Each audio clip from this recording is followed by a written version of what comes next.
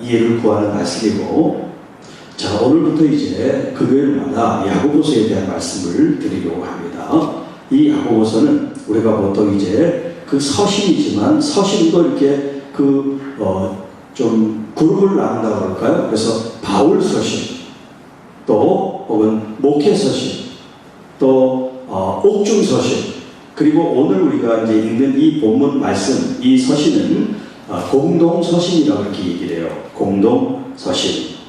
자, 이 공동 서신에는 7가지의 이제 그 말씀이 이제 뒤에 나오는데요. 우리가 이제 일반적으로 야고보서 오늘 읽는, 그 다음에 베드로 전후서, 그 다음에 요한 1서, 2서, 3서, 유다서, 여기까지 7 서신을 갖다가 우리가 공동 서신이라고 합니다. 공동 서신. 그래서 이제 이 야고보서는 그 공동 서신의 첫 번째 해당되는 말씀이에요. 그래서 오늘은 이 야고보서 전체에 이제 하나의 기초를 놓는 시작을 우리 서론적으로 함께 하도록 그렇게 하겠습니다. 자, 1장 1절 말씀. 하나님과 주 예수 그리스도의 종 야고보는 흩어져 있는 12지파에게 문안하노라. 자, 우리가 이제 서신의 양식을 가지고 있기 때문에 발신, 쓰는 사람, 수신, 받는 사람, 이것을 이제 보통 이야기를 하는데, 이 야고보서는 꼭 서신의 형식에 딱 들어가지는 않아요. 그리고 이제 서신의 양식인 가장 마지막에 이제 누구에게 문안하고 그 서신을 정리하는 그 결론 부분이 사실은 이 야고보서에 없어요. 그래서 이제 이것을 연구하는 학자는 서신이긴 하지만 꼭 서신이라는 성격보다는 교훈집, 말씀집. 그래서 초대교회 성도들이 신앙생활을 하는데 필요한 말씀의 교훈을 담고 있다. 이제 그렇게 설명을 하고 또 의미 부여를 하고 있습니다. 그래서 이 야고보서가 이제 공동 서신으로서 그 당시 지금 여기 독자는 누구냐면 흩어져 있는 12지파라고 표현하고 있죠. 그런데 사실 이 당시 12지파라는 그 개념 자체가 사실은 없던 때예요. 이미 예수님 이전에 이 12지파의 개념이 없어졌어요. 구약에서나 12지파의 개념이 있지, 이것이 점점 시대로 내려오면서 사람들이 이제 포로로 잡혀가서 돌아오기도 하고, 외국에서 살기도 한 사람이 돌아오기도 하고, 여러 가지 이제 상황들이 달라지기 때문에 어느 지역은 어느 지파, 구약에는 그랬지만 이제 점점 시대를 흘러내려오면서 그런 개념이 이제 없게 됐어요. 이 당시 이 말씀이 주어져 있는 이때만 해도 12지파가 딱 있는 것이 아니에요. 그런데 왜 이 말을 썼느냐? 12지파가 지금 행정적으로나 생활적으로 쓰지 않는 그런 말인데도 지금 이 서신에 표현된 건 뭘 말하냐면 유대인들을 지금 대상으로 하고 있다는 표현이에요. 유대인들의 그 개념 속에는 그 12지파의 뿌리가 있단 말이에요. 그걸 이제 그 블라드 라인이라고 이제 혈통, 그 사람들의 그 혈통에 따라서 이 12지파가 존재하지만 사실은 그 당시에 12지파는 그렇게 구약에 있는 것처럼 정이 있지 않았단 말이에요. 그런데 이 표현을 쓰는 것은 지금 이 공동체가 예루살렘에만, 유대 땅에만 있으면 좋지만 예수님을 믿는 믿음의 공동체가 이제 선교를 통해서 확장이 됐단 말이에요. 소아시아, 유럽 이렇게 여러 지역으로 흩어지면서 거기에 있는 유대인들이 예수님을 믿는 사람들, 그래서 그 사람들을 주이시 크리스찬이라고 해요. 믿음의 공동체에 있는 그 사람들이 유대인인데 그 유대인들을 대상으로 말씀을 지금 하고 있기 때문에 12지파라는 표현을 쓴 거예요. 그러니까 이제 성경에서 말하는, 만약에 이제 단어가 쓰여졌다 그러면 그 단어가 어떤 때는 문자적인 해석이 필요하지만 어떤 때는 의미적인 해석이 이제 필요하다는 걸 우리가 알 수가 있죠. 그래서 여기 흩어져 있는 그런 표현을 쓴 거예요. 그냥 유대 땅, 이스라엘에 있다면 흩어진 뭐 그런 표현을 쓸 필요가 없죠. 그냥 12지파에게 편지합니다. 이렇게 하면 되는데 흩어져 있는 12지파. 이 말은 뭐냐면 유대 땅에만 있는 것이 아니라 그들이 이제 소아시아, 유럽, 아프리카 다른 지역으로 이동도 할 수 있잖아요. 그런 공동체, 포괄적인 의미에서 유대인들을 대상으로 이 말씀을 하고 있다. 우리가 그렇게 이해를 하면 좋겠어요. 자, 이 사람들이 이제 이 서신을 받는 수신자들이에요. 수신자들. 자, 그러면 지금 이 편지를 쓰고 있는 사람은 누굴까요? 중요하죠. 메시지도 중요하지만 누가 어떤 메시지를 전하느냐가 중요하잖아요. 바로 여기 야고보라고 하는 사람이 등장을 합니다. 야고보. 자, 성경에는 야고보라고 하는 이름이 많이 나와요. 그리고 이 야고보라는 이름은 유대인 사회에 많이 쓰이는 말이에요. 갑순이 갑돌이처럼 많이 쓰이는 그런 이름 중에 하나가 야고보예요. 그런데 여기 지금 그 야고보가 누구라고 설명이 되어 있지 않습니다. 일반적으로 하나님과 주 예수 그리스도의 종이라고 하는 표현은 이 야고보에게만 해당되는 게 아니라 다른 사도 제자들에게도 똑같이 인용하고 똑같이 사용할 수 있는 말이기 때문에 이 야고보가 누구다라고 이렇게 표현하기는 어렵죠.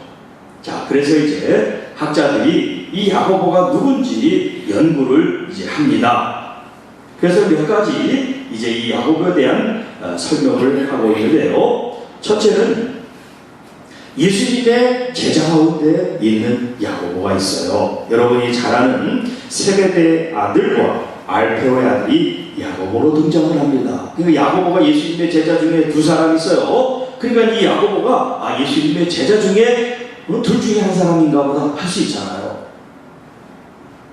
자, 그리고 또 다른 야고보가 있냐면 예수님의 친동생 야고보가 있어요. 예수님의 친동생 야고보. 자, 여러분이 잘 아는 요한의 형제 야고보가 있는데 그 야고보는 일찍 순교를 하죠. 우리 사도행전에 보면 일찍 순교를 해요. 그리고 이제 요한은 오히려 이제 90 이상으로 오래 살고 있는 그런 사도가 되는데 여기에 나와 있는 이 야고보는 예수님의 제자가 아니라 예수님의 친동생 야고보, 주의 형제 야고보를 말한다. 이것이 이제 정설에 가깝습니다. 물론 모든 학설에는 100%가 없어요.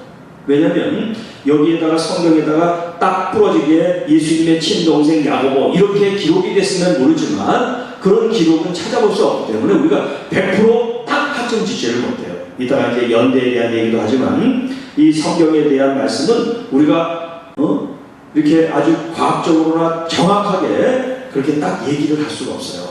여러 가지 이제 그런 가능성이기 때문에 폭넓게 얘기를 해야지 이거는 이거다, A는 B다 이렇게 우리가 단정 짓기가 참 어렵다는 거, 그런 점을 우리가 한번 이제 염두에 둘 필요가 있습니다. 그런데 이제 왜 주의 형제 야고보가 바로 이 야고보라고 얘기를 하느냐, 그것은 이제 우리가 갖고 있는 이 성경을 캐논이라고 해요. 캐논, 그걸 이제 정경이라고 그러죠. 이 캐논 성경 말고 다른 이제 하나님의 말씀을 기록한 성경이라든가 또 성경을 해설한 책들이 많이 있어요.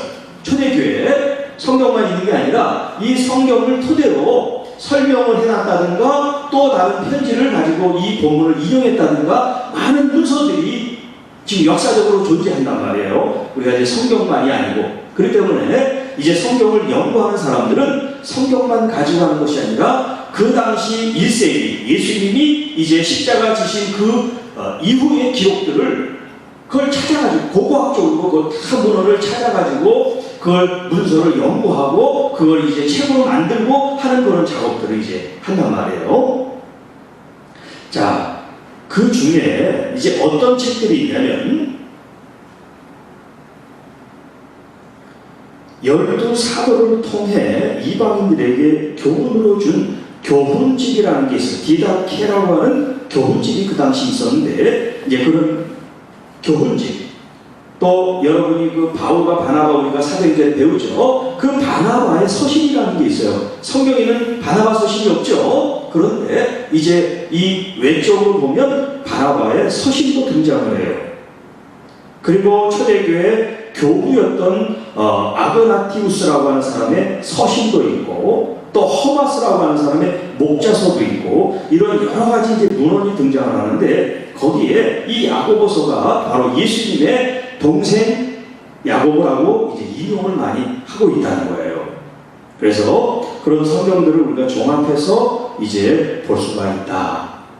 또 이 야고보서의 특징은 뭐냐면, 율법 혹은 유대인 색채가 굉장히 많이 나타나요. 아까도 얘기했지만 12지파. 이방인하고 12지파하고 무슨 상관이 있어요? 오늘 현대를 살아가는 우리들하고 12지파하고 무슨 상관이 있어요? 우리는 상관이 없어. 유대인은 모르지만. 그런 것처럼 굉장히 이 야고보서가 유대인 색채가 이제 많이 나와요. 이제 우리가 좀 읽으면 그런 것들에 대해서 유대인이 쓰고 또 유대인 공동체에 준 그런 특징을 이제 말을 합니다. 그리고 또 이 본문에는 예루살렘 공회 사도들이 회의한 것이 있는데, 그 당시 의장이 누구였냐면 바로 예수님의 동생인 이 야고보가 이제 사도행전 15장에 나오는 그 말씀이 근거가 되는데, 그때 회의했던 내용과 이 야고보서의 내용이 서로 일맥상통한다는 거예요. 그리고 이제 우리가 읽으면 알지만 이 야고보서의 어떤 그런 핵심 메시지, 이 교훈이 어떻고 하고 유사하냐면 예수님의 산상수훈과 일맥상통합니다. 그래서 이 야고보서를 과거에 마틴 루터라고 하는 사람이 종교개혁을 일으켰는데, 그분이 이 야고보서를 뭐라고 평가했냐면 지푸라기 같은 서신이다, 이렇게 표현을 했어요. 지푸라기 같은 서신이라고. 그리고 이제 로마서를 굉장히 중요하게 이제 부각을 시켰어요. 왜냐하면 거기서 의인은 믿음으로 살리라, 이신칭의, 저스피케이션이라고 하는 그 이제 이 신학적인 논리를 로마서에서 가져가다 보니까 이 루터는 이 로마서를 아주 그 황금률처럼 생각을 하고, 야고보서는 지푸라기처럼 아주 형편없게 이제 생각을 했어요. 자, 그런데 저는 거기에 대해서 동의하지 않고 오히려 이 루터를 괘씸하게 생각합니다. 왜냐하면 하나님의 말씀을 어떻게 지푸라기처럼 취급을 할 수가 있어요? 하나님의 66권을 어떻게 인간인 우리들이 감히 판단을 해서 이거는 황금이고 이거는 지푸라기라고 감히 누가 그럴 수가 있냔 말이에요. 모든 말씀은 하나님 말씀이라고 믿으면 하나님 말씀이 우리에게 저주를 주는 말씀일지라도 아멘 해야죠. 축복만 아멘이 아니라 하나님의 말씀인데, 우리로 하여금 저주받으라는 얘기가 아니죠. 저주를 피하여 축복으로 나가라는 말씀인데, 여기 지금 이 야고보서에는 이제 로마서는 믿음에 대한 강조점을 얘기하다 보면 이 야고보서는 행위에 대한 강조점을 얘기한단 말이에요. 이 로마서 사도 바울의 이 서신에는 행위로 의롭게 되는 게 아니다, 믿음으로 되는 거다, 그렇게 하니까 이 루터가 봐라, 야고보서의 이 행위는 지푸라기 같은 거다, 이렇게 이제 취급을 해버리고 말았어요.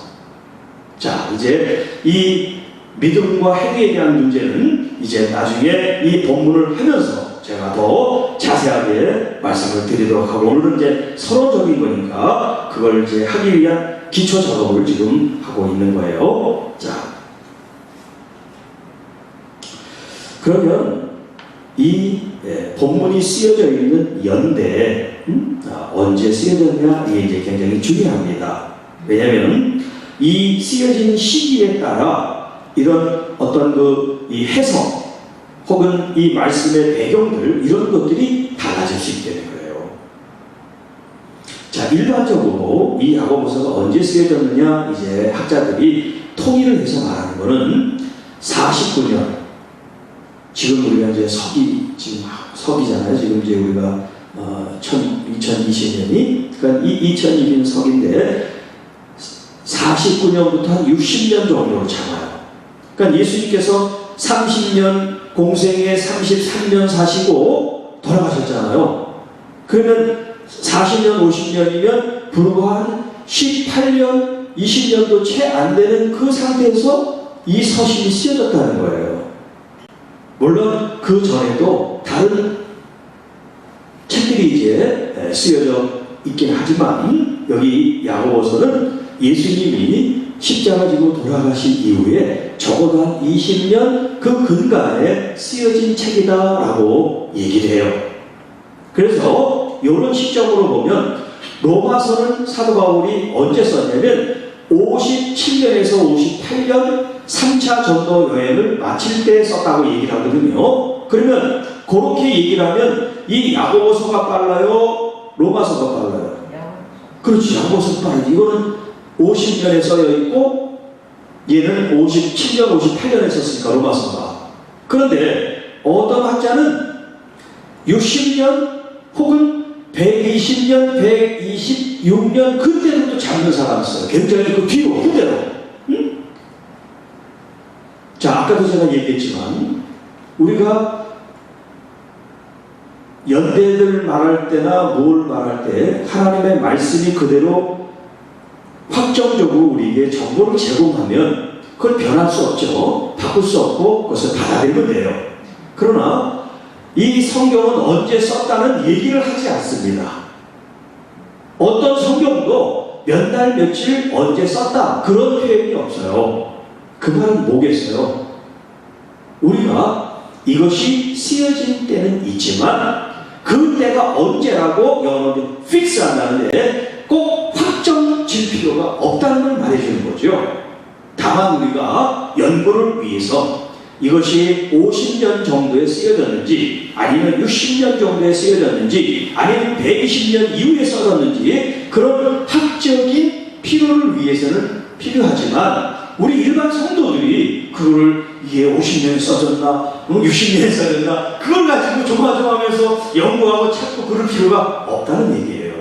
다만 학자들이 그렇게 얘기한다고 하는 건 우리가 알면 되지 이게 왜 다르냐라고 시비를 하거나 그걸 알고 싶어가지고 자지 못하고 그냥 연구를 할 필요는 없단 말이에요.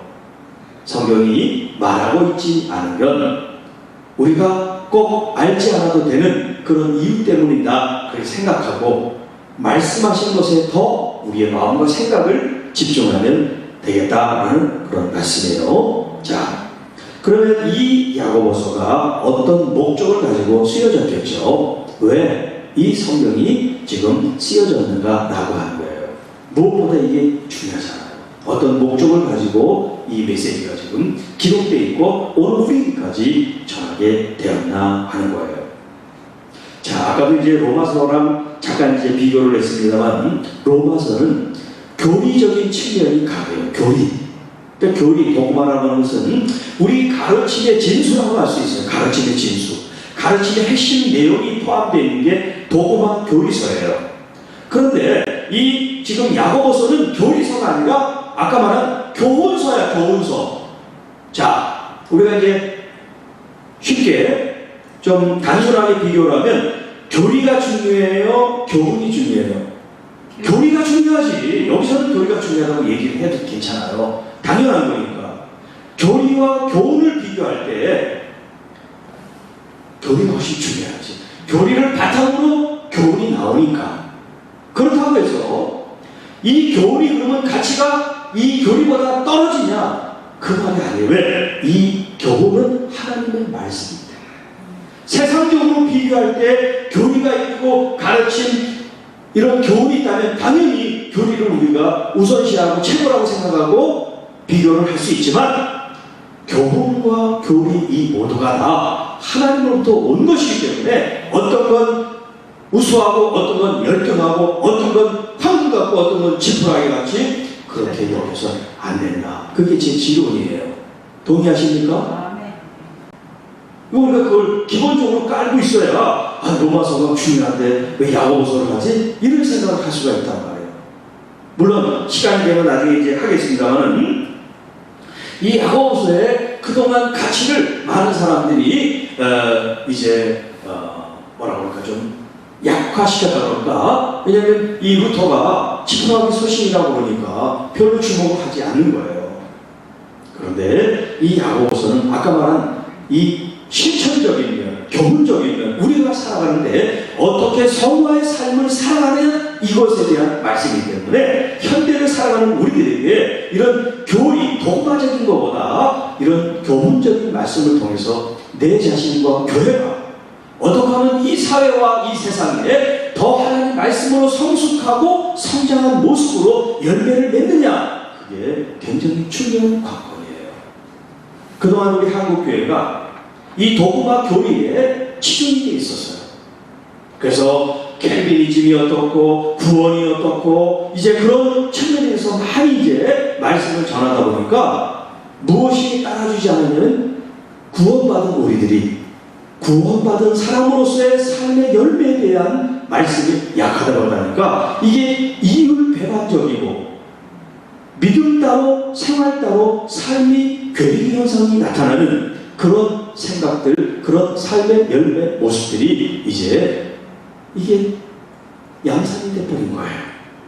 그래서 오늘 우리가 다시 우리의 삶을 돌아보는 그런 측면에서 이 야고보서를 우리가 같이 한번 나누는 그런 시간이 되기를 바랍니다. 자, 그리고 이제 우리가 이제 이 메시지의 중요성에 대한 말씀을 드렸는데 그 중에 하나는 뭐냐면 가난한 사람들의 경건이라고 하는 그런 주제예요. 여기 이제 그 상대적으로 부유한 사람도 있지만 가난한 사람들의 형제에 대한 얘기가 많이 나와요. 가난한 사람들에 대한 이해와 배려, 이게 이제 그 율법적인 그런 색채라고 말할 수 있는 거예요. 그래서 이제 우리가 신명기를 세번마다 보고 있지만 그 말씀 속에 녹아져 있는 게 뭐냐면 약자, 가난한 사람들, 나그네들, 고아와 과부들, 이런 사람들에 대한 선한 마음을 품고 그들을 베푸는 거예요. 그게 이 하나님의 율법의 정신이에요. 그것이 이 야고보서에도 녹아져 있어요. 자, 그리고 이제 이 본문에는 특별히 이제 그 종말론적인 개념이 또한 있어요. 종말론적인. 그래서 역사의 마지막 시간이 이미 시작됐다. 우리가 종말하면 아직도 종말이 오지 않은, 이제 그렇게 생각을 하잖아요. 그런데 이 야고보서의 이 개념으로는 이미 종말이 시작됐다는 거예요. 이제 거기에 대한 설명과 또 이해를 나중에 더 깊이 나누도록 그렇게 하겠습니다.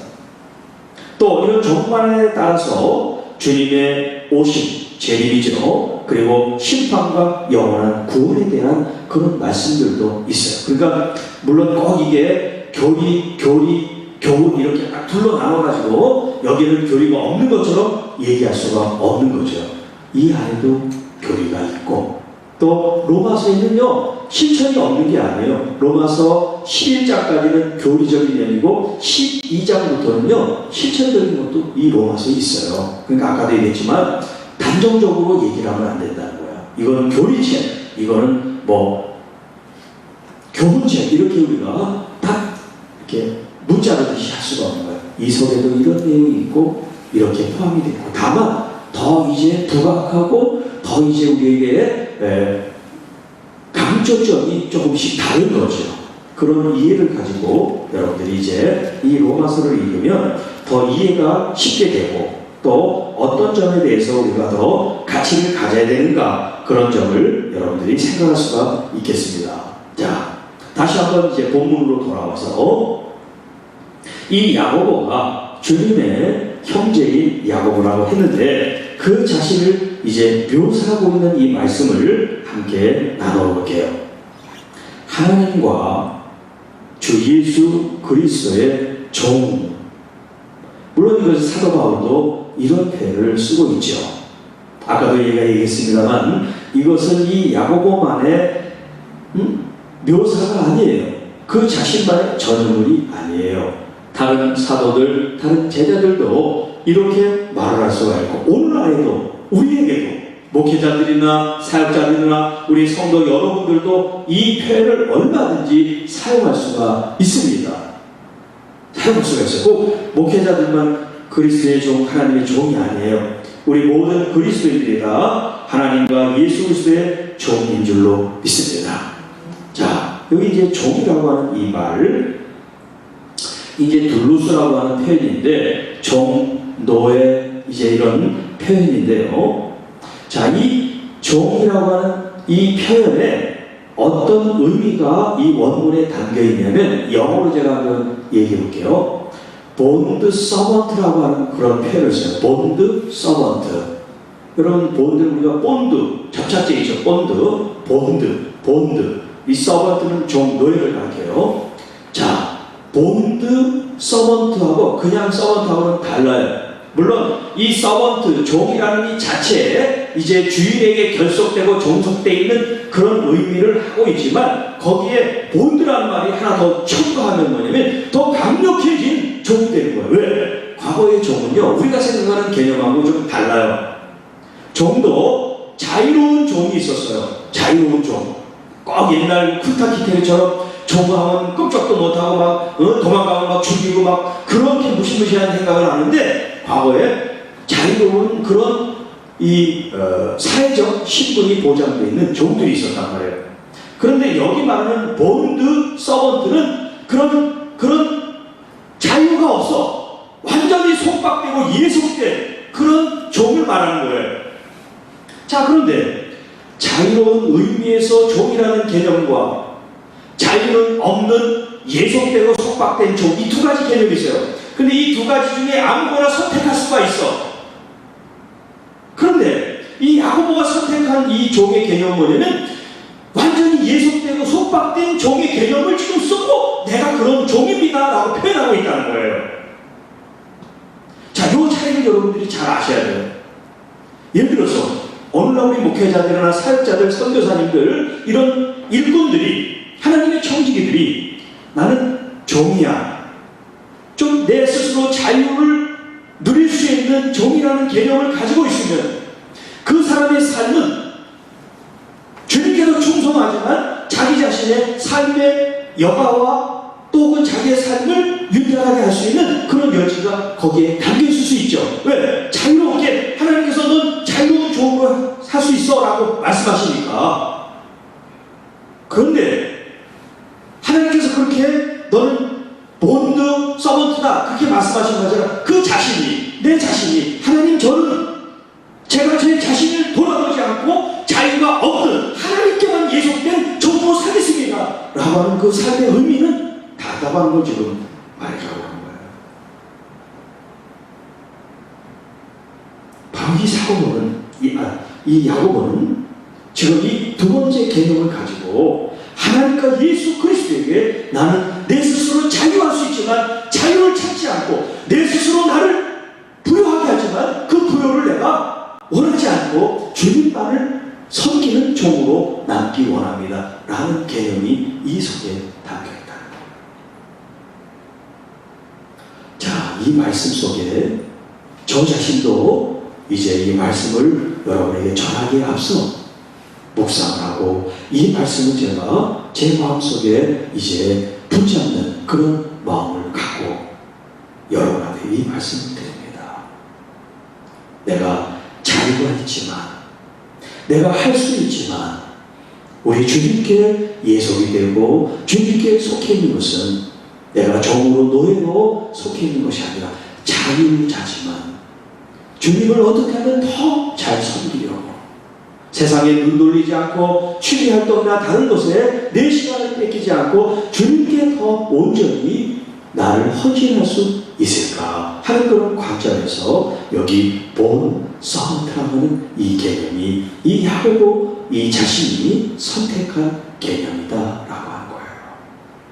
은혜가 됩니까 안 됩니까?